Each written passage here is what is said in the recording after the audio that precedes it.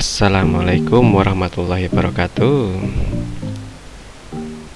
Bertemu kembali kita dalam channel Indonesian Informatika. Jadi pada pertemuan kali ini kita masih akan membahas tentang berpikir komputasional.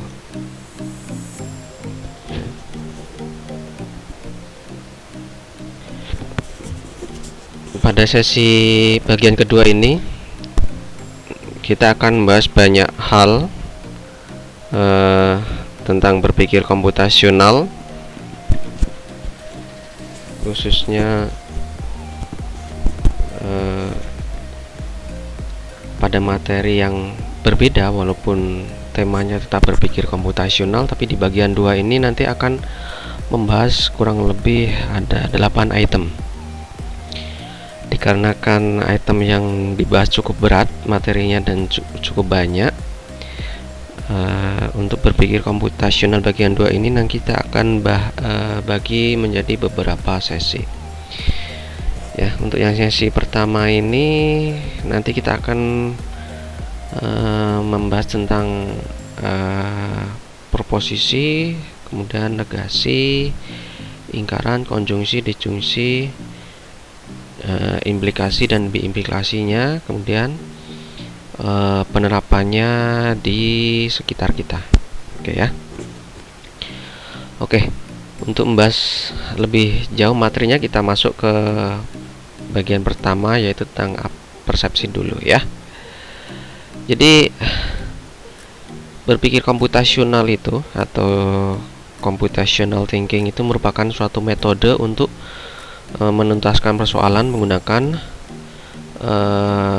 penerapan teknik ilmu komputer atau informatika ya. Jadi berpikir komputasional itu mencakup pemecahan masalah, kemudian mendesain sistem dan memahami perilaku manusia dengan merancang konsep berbasis teknologi komputer itu ya. Jadi kita tidak membahas komputernya, tetapi membahas konsepnya ya, konsep berpikirnya gitu. Nah, di berpikir komputasional itu dia mempunyai karakter berpikir yang unik ya. Jadi karakter berpikir komputasional itu yang pertama, dia memiliki konsep untuk berpikir, punya dasarnya gitu ya. Kemudian yang kedua itu mempunyai kemampuan dasar atau yang harus dimiliki oleh setiap orang di era milenial ini. Jadi inilah yang dimaksud dengan kompetensi generik nantinya atau keterampilan generik di sini. Yang ketiga itu perlunya berpikir komputasional agar apa? Permasalahan itu dapat dipecahkan tanpa harus berpikir sebagaimana komputer gitu ya. Gitu. Yang keempat, memadukan pemikiran matematis dan pemikiran teknik. Jadi ini ada perpaduan antara matematika dan tekniknya gitu. Yang kelima, sebuah ide dan bukan sebuah benda. Jadi kalau kita berpikir sebuah rumah itu tidak hanya rumahnya, tetapi kita juga berpikir bagaimana rumah itu dibangun, dia dengan model seperti apa, kemudian di dalamnya itu ada jaringan pipa, ada jaringan listrik, ada drainase gitu ya. Jadi tidak hanya sekedar bentuk rumah berupa benda rumah gitu aja, tapi apa yang ada di dalamnya. Kalau kita melihat misalnya kawan kita seorang itu, misalnya namanya si Jono gitu, kita tidak hanya memandang dia hanya sebagai Jono, tapi si Jono itu dia punya sistem saraf, dia punya jaringan pembuluh darah dan sebagainya gitu ya. Gitu. Selanjutnya, karakter berpikir komputasional itu adalah diperlukan bagi setiap orang. Jadi saat ini dari setiap orang itu harus punya karakter berpikir komputasional, karena zamannya udah zaman milenial ya. Selanjutnya yang ketujuh adalah karakter berpikir komputasional itu adalah menantang secara keilmuan dan dapat dipahami atau diselesaikan secara saintifik gitu ya. Karena di sana ada cara-cara kita punya dasar pemikiran, kemudian juga dia melibatkan algoritma nantinya. Jadi harus dipertanggungjawabkan secara saintifik. Selanjutnya yang terakhir adalah informatika dapat dikuasai oleh orang yang memiliki kemampuan untuk komputasional ya.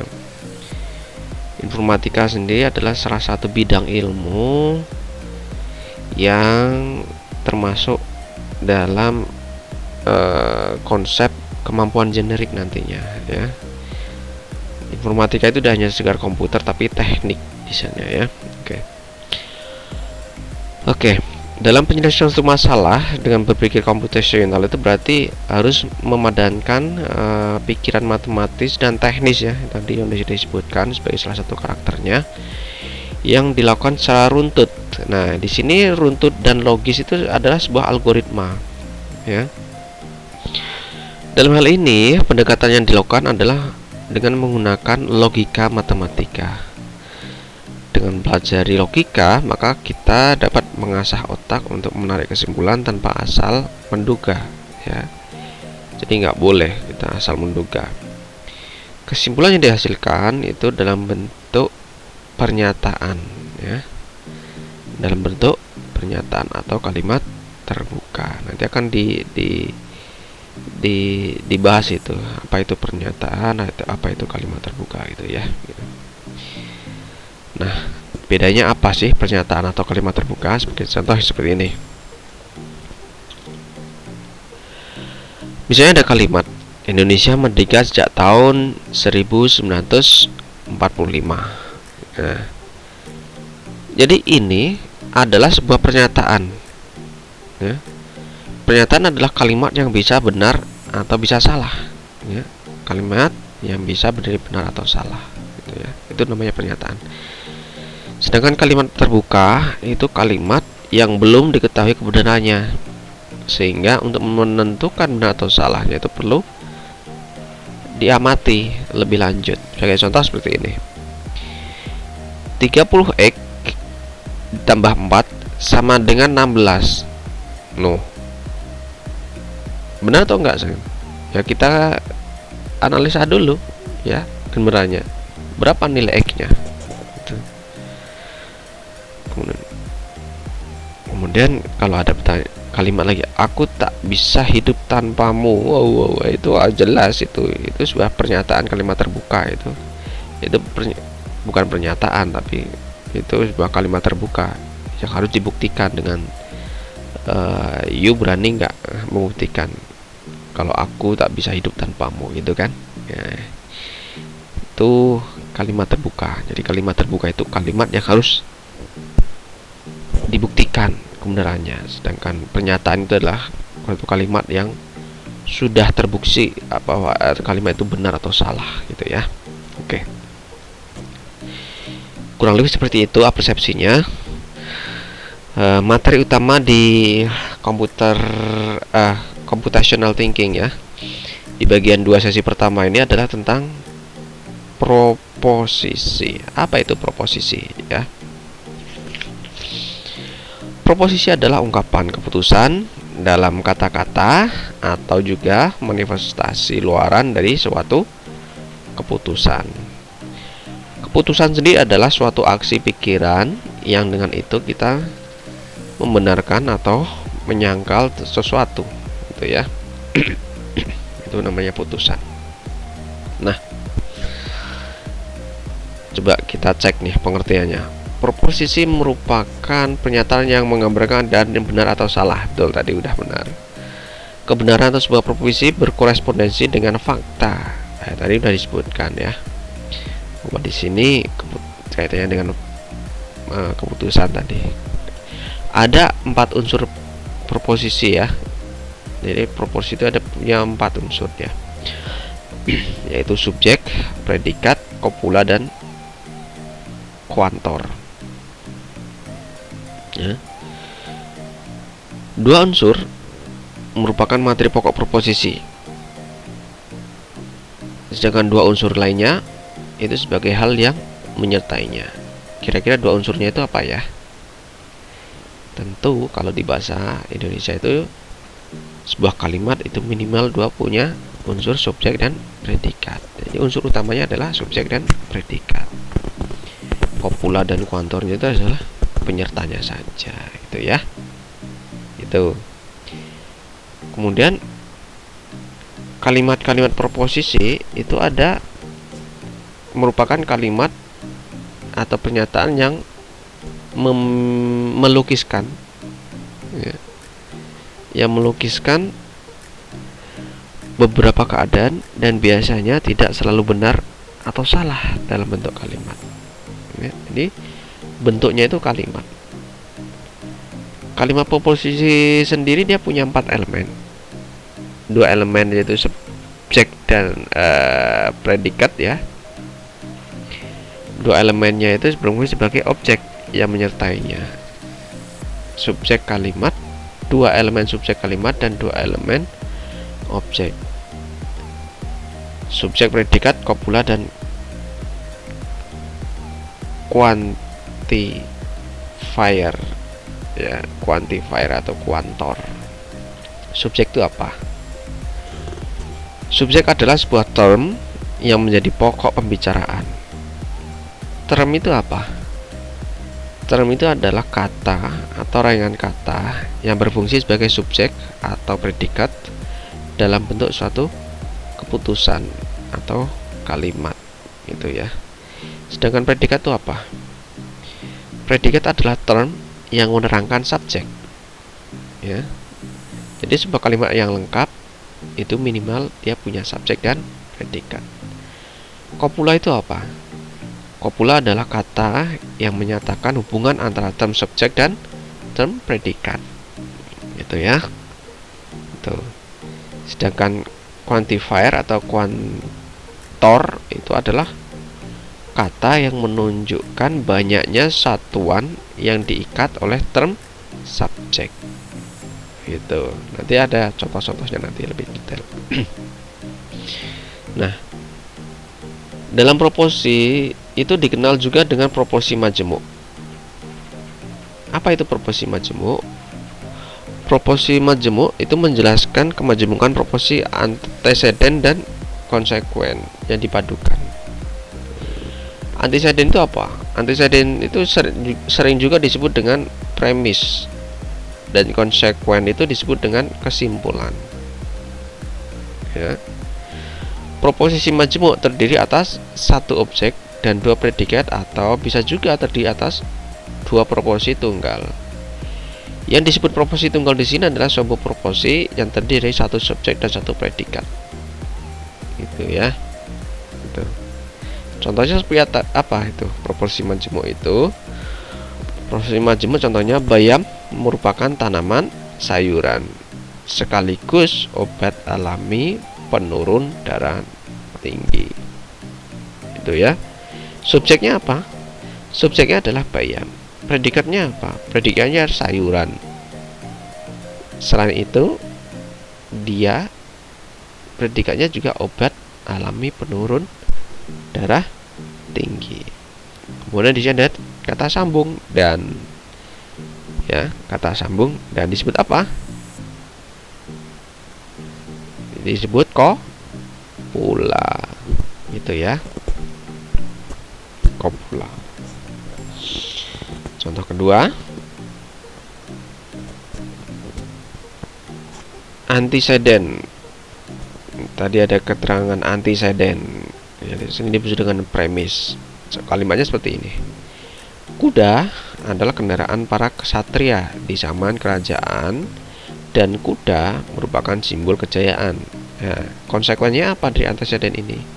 Konsekuensinya adalah Kuda adalah kendaraan para kesatria di zaman kerajaan dan simbol kejayaan. Itu. Jadi konsekuennya seperti ini. Singkatnya, antara antecedent itu ada dua subjek. Di konsekuensi itu hanya ada satu subjek. Subjeknya sama, kuda. Sedangkan predikatnya, ya, predikatnya ada dua. Ini di penggabungan antar dua predikat ke dalam satu objek. Itu gampangannya ya. Oke. Satu poin proposisi kurang lebih seperti itu penjelasannya. Materi kedua tentang negasi atau ingkaran, konjungsi, disjungsi, implikasi dan biimplikasi nantinya. Ya. Nah, mungkin kita sering melihat ya, ada beberapa kalimat yang perlu disusun menjadi satu yang lebih panjang gitu. Tadi kan contohnya pendek ya. Misalnya kalimat 100 adalah bilangan genap dan 99 adalah bilangan ganjil. Nah, itu merupakan gabungan dari dua buah kalimat. 100 adalah bilangan genap dan kalimat 99 adalah bilangan ganjil. Ya. Dalam logika itu dikenal 5 buah penghubung. Ya. Ada 5 buah penghubung. Ada penghubung negasi antara dua kalimat atau penyangkalan. Kemudian penghubung konjungsi, penghubung disjungsi, penghubung implikasi, dan penghubung biimplikasi. Ya. Apa itu negasi? Ya. Suatu pernyataan yang bernilai benar jika pernyataan semula bernilai salah atau sebaliknya. Itu yang disebut dengan negasi atau penyangkalan. Contohnya seperti ini. Ikan hanya bisa hidup di air, itu benar ya. Ikan hanya bisa hidup di air, benar. Ini kalimat benar. Sangkalannya atau negasinya adalah ikan bisa hidup di darat. Itu ya. Ini dua ini. Ikan hanya bisa hidup di air. Betul. Ikan hanya bisa hidup di air. Disangkal, kalimat penyangkalnya ikan bisa hidup di darat, kan nggak mungkin. Contoh kedua,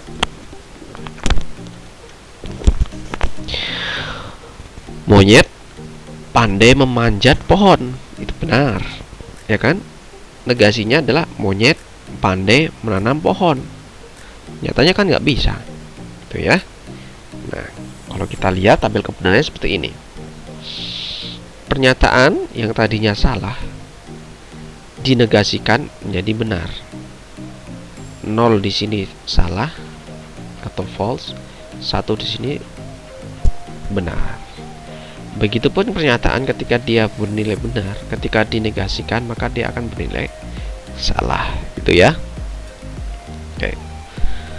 Kalimat penghubung pertama negasi. Yang kedua konjungsi, lambangnya tanda topi gini ya. Konjungsi adalah semua pernyataan majemuk yang dibentuk oleh kata penghubung dan. Jadi ingat kata penghubungnya dan. Contohnya seperti ini. Tahun 2004 adalah tahun kabisat atau tahun yang habis dibagi 4. Nah, negasinya bagaimana? Negasinya tahun 2024 bukan tahun kabisat. Nah, di sini contoh kalimat kedua, bulan Februari di tahun 2020 memiliki 29 hari.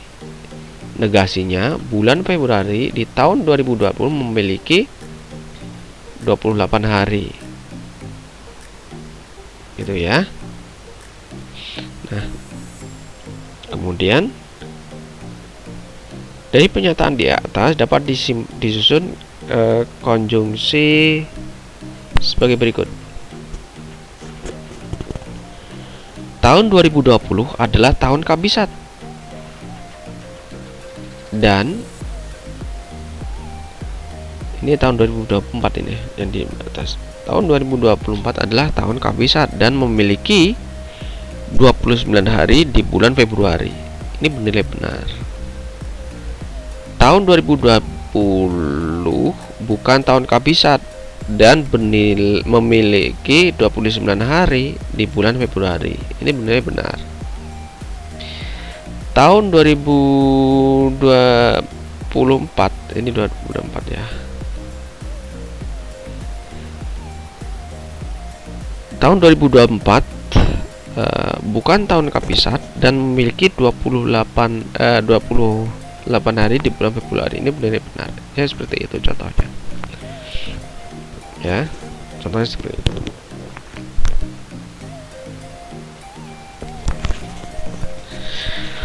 Tabel kebenaran seperti ini.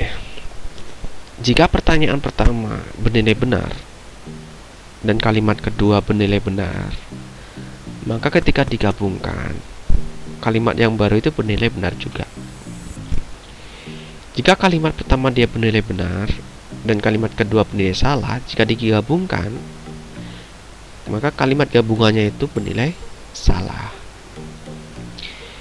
Jika kalimat pertama itu salah dan kalimat keduanya benar, jika digabungkan maka kalimat yang baru itu akan bernilai salah. Dan yang terakhir, jika kalimat pertama itu bernilai salah dan kalimat kedua itu bernilai salah, jika digabungkan maka kalimat gabungan terakhir itu juga bernilai salah, gitu ya. Itu keterangan dari konjungsi. Yang ketiga, disjungsi.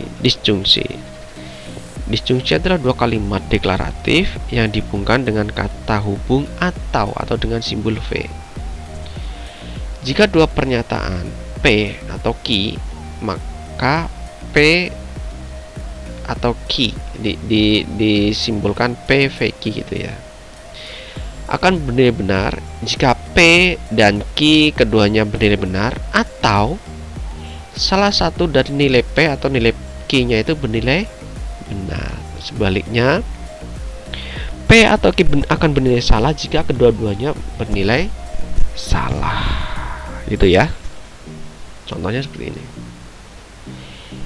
Nilai kebenaran dari bilangan prima 4 habis dibagi 3 atau 4 habis dibagi 2 adalah seperti ini.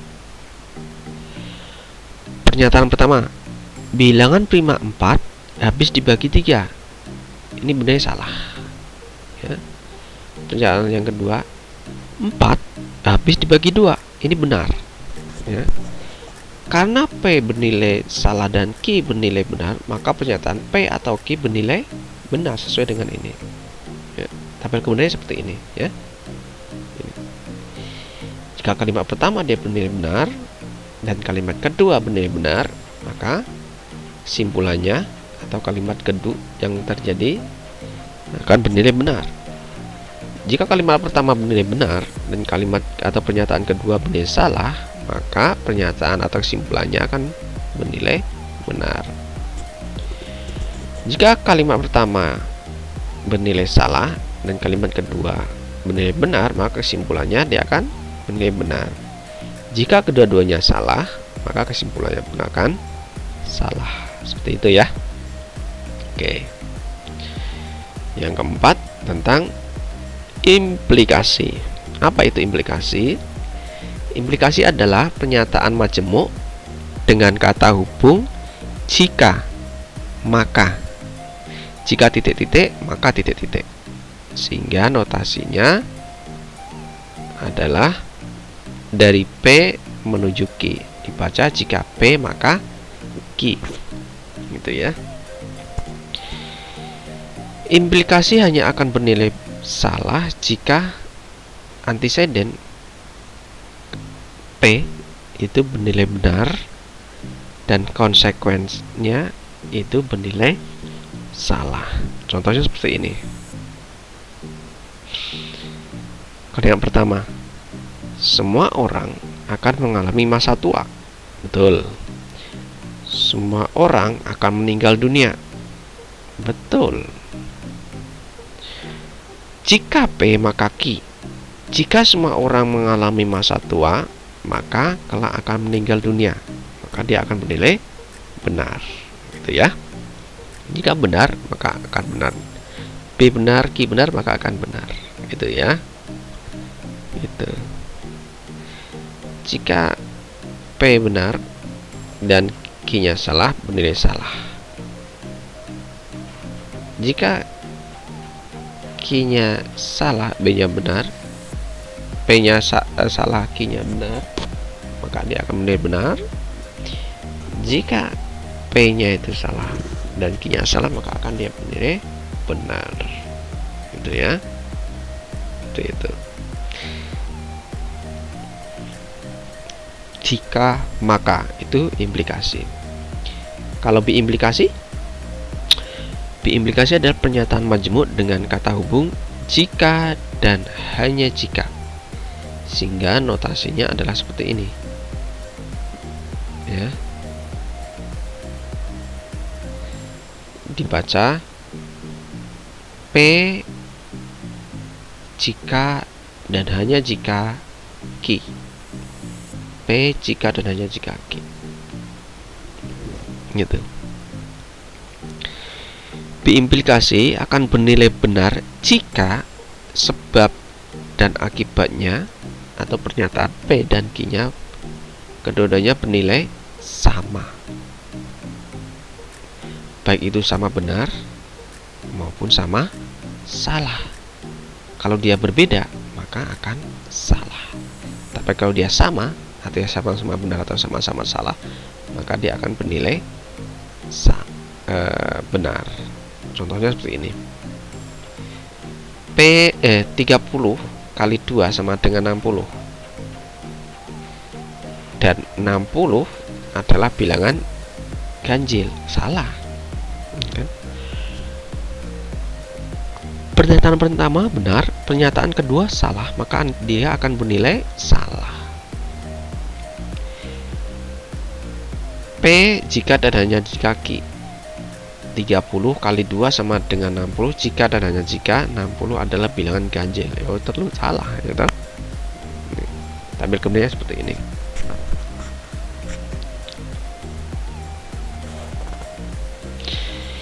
Jika sebabnya benar, pernyataan jika sebabnya benar ya kan, dan akibatnya ini sebab akibat, sebabnya benar akibatnya benar, maka bernilai benar. Sebabnya benar akibatnya salah, bernilai salah. Sebabnya salah akibatnya benar, maka bernilai salah. Sebabnya salah akibatnya salah, dia akan benar. Itu. Kenapa kita mempelajari ini ya? Padahal sebenarnya apa yang dibicarakan kita di sesi ini tuh sudah kita terapkan di kehidupan kita sehari-hari. Ya. Nih. Jika X bernilai benar, maka Y bernilai salah. Ini tadi rangkumannya ya. Konjungnya seperti ini. Z kesimpulan akan bernilai 1 atau benar jika X dan Y bernilai benar. Disjungsi seperti ini. Penerapannya di kehidupan sehari-hari seperti apa sih? Ya.